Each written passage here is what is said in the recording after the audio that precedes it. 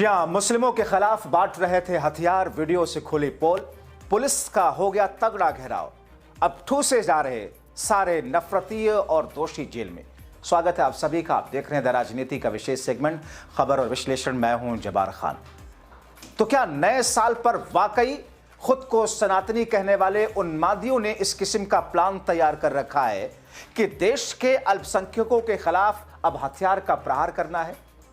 आखिर देश में मुस्लिमों के खिलाफ हथियार बांटने का नए साल से एक दिन पहले का मकसद क्या था? दोस्तों, सबसे पहले आपको दो वीडियो दिखाते हैं। देखिए और सोचिए कि देश में किस तरीके का उन्माद अचानक बढ़ गया, इसे बढ़ाया गया। सत्ता पक्ष और हिंदुत्ववादी संगठनों ने किस तरीके से क्या कुछ किया है, पहले ये दोनों वीडियो देख लीजिए। कहाँ जा रहे हैं अभी आप? हम घर घर अब ये तलवार वितरण करने जा रहे हैं अपने हिंदू और अपने हिंदू सनातनियों को सबको उनको देंगे और कहेंगे वो स्वयं अपनी रक्षा करें। कुछ नहीं पता कुत्तों का झुंड कब तुम पे हमला कर दे, कौन जिहादी हमारी बहन बेटियों घर में घुस कर कुछ करे, तो उनके पास एक ही शस्त्र उनके पास होना चाहिए। इसलिए हम घर घर जाकर वितरण कर रहे हैं तो शस्त्रों का। अब लगे हाथ, आप इस वीडियो को भी देखिए और इनकी भाषा सुनिए। जय श्री राम, जय गौ माता की।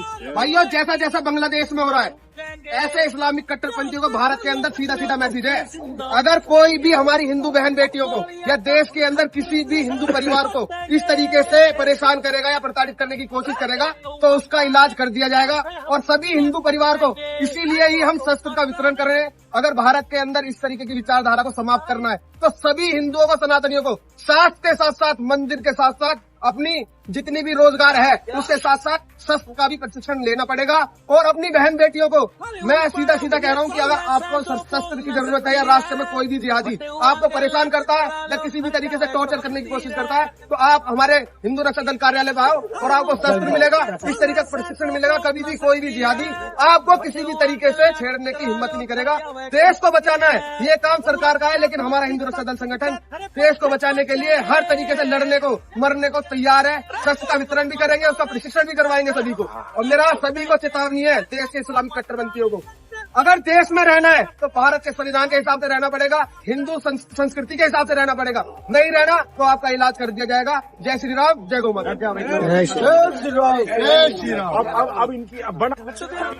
अब दोस्तों सोचिए ये चल क्या रहा है और कौन करा रहा है। हाल में क्रिसमस पर इनका उत्पाद दिखा। हर हिंदू त्योहार के मौके पर मस्जिदों के सामने इनका उत्पाद दिखता है और संग मोदी शाह की सरकार आंख बंद करके इनको मौन स्वीकृति देती है। मगर सरकार, पुलिस खामोश रहती है और मौन स्वीकृति का नतीजा यह कि ये धड़ल्ले से हथियार बांट रहे हैं और ये कह रहे हैं कि इस देश से अल्पसंख्यकों के खिलाफ में ऐसा ही करेंगे। बांग्लादेश में किसी हिंदू भाई की हत्या के बाद में उसका बदला इस देश के मुसलमानों से ये नफरती चिंटू लेंगे। 2 वक्त की रोटी का इनका इंतजाम नहीं और इनको सत्ता पक्ष ने ऐसा उन्मादी बना दिया कि इस स्थिति में आ गई है। ऐसे में लड़ाई कौन लड़ेगा दोस्तों? ऐसे नफरती चिंटुओं के खिलाफ जो खुद को सनातनी कहते हुए आतंकवाद की पराकाष्ठा पर पहुंच जाते हैं, कौन लड़ेगा इनसे? राहुल समेत इंडिया गठबंधन के अलावा देश के सेकुलर हिंदू ही ऐसे नफरतियों के खिलाफ, ऐसे घटिया लोगों के खिलाफ टकराने, इनको रोकने का प्रयास कर रहे हैं। इसीलिए देश के सेकुलर हिंदू ऐसे उन्मादियों के खिलाफ सामने आए और पुलिस को मजबूर किया। इसीलिए उत्तर प्रदेश के गाजियाबाद जिले में हिंदू रक्षा दल के कार्यकर्ताओं द्वारा शालीमार गार्डन कॉलोनी में तलवारें बांटने के मामले में पुलिस ने कार्रवाई करते हुए 6 लोगों को, हिंदुवादियों को गिरफ्तार किया। ये गिरफ्तारियां उन 17 पदाधिकारियों में से हैं जिनमें से हिंदू सेवा दल के अध्यक्ष भूपेंद्र चौधरी उर्फ पिंकी भी शामिल है। पिंकी चौधरी समेत अन्य आरोपी फरार बताए जा रहे हैं। पुलिस उनकी तलाश में है। पुलिस के अनुसार संगठन के सदस्यों ने कॉलोनी में 2 दर्जन से अधिक तलवारें बांटी हैं। सोचिए, 2 दर्जन से अधिक डंके की चोट पर वीडियो बना करके तलवारें बांट रहे हैं। अगर यहां पर इत्तेफाक से कोई मुस्लिम संगठन या मुस्लिम नाम वाले युवक के अगर ऐसा किए होते, अब तक बाबा का बुलडोजर उनकी नस्लें तबाह करने के लिए निकल चुका होता। मगर देर है अंधेर नहीं। ऐसे तमाम लोगों का अंत ऐसा बदतर अंदाज में होने वाला है जो देश के लोकतांत्रिक और संवैधानिक मूल्यों को कुचलने का काम करते हैं, उसमें कोई भी हो। दोस्तों, दरअसल एक फैक्ट चेकर ने इनकी पोल खोली थी इन उन्मादियों की वीडियो डाल करके। फैक्ट चेकर और ऑल्ट न्यूज के सह संस्थापक ने पहले इस संगठन और उसके जैसे अन्य संगठनों को लेकर गाजियाबाद पुलिस को अलर्ट किया था। अब जब हिंदू रक्षा दल के लोग पकड़े गए तो उन्होंने मंगलवार 30 दिसंबर पीएम मोदी को टैग करते हुए वीडियो जारी किया। अब सोचिए, मोदी को टैग करके वीडियो जारी कर रहे हैं गिड़गिड़ाने के लिए, या फिर शायद इसलिए कि वहां से हमें सपोर्ट मिले, या पर्दे के पीछे जो सपोर्ट मिलता है वो खुल करके मिले। जुबैर ने लिखा, हेलो नरेंद्र मोदी, चरमपंथी समूह अब खुलेआम मुसलमानों और ईसाइयों को धमका रहे हैं, आतंकित कर रहे हैं। ईसाई पादरी और अन्य लोगों को धमकाने और उन पर हमला करने के बाद अब चौधरी और हिंदू रक्षा दल से जुड़े ये समूह अब खुलेआम मुसलमानों को धमका रहे हैं, गाजियाबाद में लोगों को हथियार बांट रहे हैं। भारत में मुसलमानों के खिलाफ नफरत भरे अपराध और नफरत भरे भाषण अब सामान्य हो चुके हैं। समाचार चैनलों से ऐसी घटनाओं पर कभी रिपोर्ट नहीं करते। समाचार एंकर मुसलमानों और ईसाइयों को आतंकित करने वाले ऐसे संगठनों के बारे में कभी बात नहीं करते। तो दोस्तों, क्या इस ट्वीट के बाहर आने के बाद, इनकी सच्चाई बाहर आने के बाद में फैक्ट चेकर एजेंसी के जरिए इन पर कोई कार्रवाई होगी? कार्रवाई होगी, लेकिन मात्र नाम। इनके यहां बुलडोजर नहीं चलेगा, जबकि इन घृणित कदमों के लिए इनके खिलाफ में एनएसए लगना चाहिए। मगर उत्तर प्रदेश की पुलिस के हाथ पांव कांपने लगते हैं, क्योंकि इनके नाम के सामने हिंदुत्ववादी संगठन का नाम जो जुड़ा है। इनका नाम अगर पिंकी के बजाय परवेज होता, परवीन होता, तो फिर अब तक तो आप समझ ही सकते हैं। दोस्तों, पुलिस के मुताबिक शालीमार गार्डन एक्सटेंशन 2 स्थित एचआरडी कार्यालय के बाहर तलवारें प्रदर्शित की गई, लोगों को बांटी गई। ये मैं नहीं कह रहा हूं, ये पुलिस भी कह रही है। वीडियो में सदस्य हथियार लेकर के सड़कों पर नारे लगा रहे थे, जिससे स्थानीय लोगों में डर का माहौल पैदा हुआ। संगठन के सदस्य बांग्लादेश में हिंदुओं पर हो रहे कथित अत्याचार के हवाला दे रहे थे, ये कार्रवाई कर रहे थे। वीडियो में पिंकी चौधरी कथित तौर पर कहती दिख रहे हैं, बांग्लादेश में हमारे हिंदू भाइयों पर जिस तरीके के हमले हो रहे हैं, उसी तरीके से अपने हिंदुओं का बदला हम अब लेंगे। खुद कह रहे हैं कि हमने करीब 250 तलवारें बांटी हैं, आगे भी बांटते रहेंगे। दोस्तों, टॉस हिंडन जोन के डिप्टी कमिश्नर हैं पुलिस में, डीसीपी निमिष पटेल, वो कहते हैं, वायरल वीडियो के आधार पर हमने एफआईआर दर्ज की है। वीडियो में एचआरडी के सदस्य, एचआरडी यानी कि हिंदू रक्षा दल। अब देखिए दोस्तों, ये खबर, दरअसल ये लाइन मैंने किसी अखबार से उठाई है।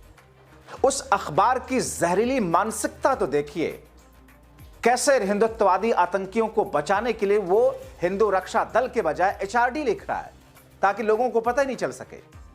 तो दरअसल हर सड़ा गड़ा हुआ भक्त या फिर सत्ता पक्ष के तलवे चाटने वाला इसी तरीके का इंटेलेक्चुअल चीट करता है। वो लिखता है कि वीडियो में एचआरडी के सदस्य, एचआरडी न जाने क्या होगा, हिंदू रक्षा दल के ये सड़े गले नफरती सदस्य तलवारें प्रदर्शित करने और बांटते हुए दिखे। इस हरकत से स्थानीय लोगों में डर का माहौल पैदा, पूरी वही बात लिखी जो कि कहा गया।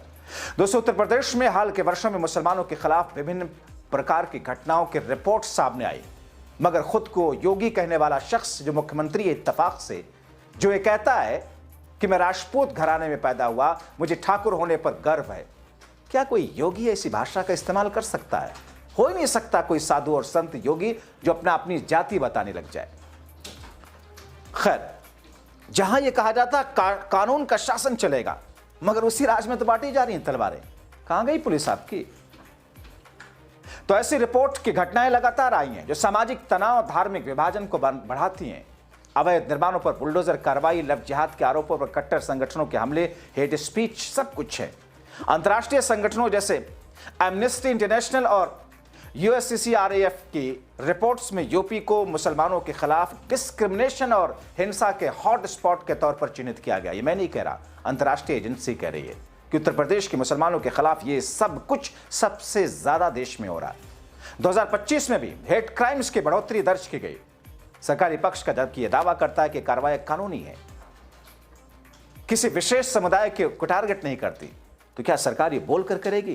क्या मुख्यमंत्री आदेश देंगे, पुलिस ये आदेश देगी कि जाइए मुस्लिमों मोहल्लों में उत्पात मचा दीजिए? दरअसल दोस्तों, होता क्या है, एक होता आदेश देकर कार्य कराना, एक होता जमीन पर पर्दे के पीछे से माहौल और मैसेज देकर के उनके कार्यों पर खामोशी अख्तियार करना। वो भी तो मौन सहमति और स्वीकृति और आदेश ही तो हुआ। अपराध जिस तरीके से ऐसे मामलों में मुसलमानों में भय पैदा करने के माहौल में बुलडोजर कार्रवाइयों को बुलडोजर जस्टिस के रूप में जिस तौर पर देश में जाना जाता है, उसके लिए सरकार क्या करे? साहब तो अवैध निर्माण था, तो आपके हाथ को लकवा क्यों मार जाता है जब कोई हिंदू शख्स ऐसे आपराधिक गतिविधि में शामिल होता है और उसका भी अवैध निर्माण होता है? उसके अवैध निर्माण पर आपके बुलडोजर के डीजल टंकी खाली हो जाती है। लव जिहाद की साजिश थ्योरी ने उत्तर प्रदेश में कई हमलों को जन्म दिया। मुस्लिम युवकों को हिंदू महिलाओं के साथ संबंधों के आरोप में निशाना बनाया जाता है। आज तक कहीं यह साबित नहीं हो सका कि कोई एक संगठन या फिर मुस्लिम लड़के हिंदू लड़कियों को कन्वर्ट करने के हिसाब से वो उनसे मोहब्बत करते हैं या उनसे शादियां करते हैं, कहीं यह साबित नहीं हुआ।